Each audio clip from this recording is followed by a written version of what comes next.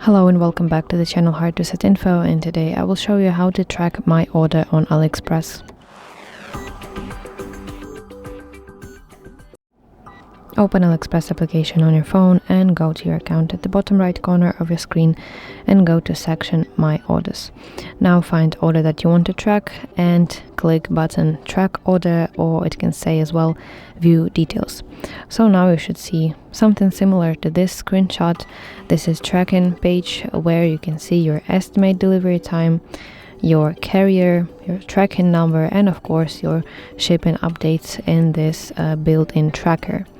But also, if you don't like this built-in tracker, you can copy your tracking number by tapping this copy icon and pasting it to universal tracker, like a 17 track. This is the name of this tracker that AliExpress suggests me that I use, or any other trackers. It doesn't really matter because they work according to a similar principle.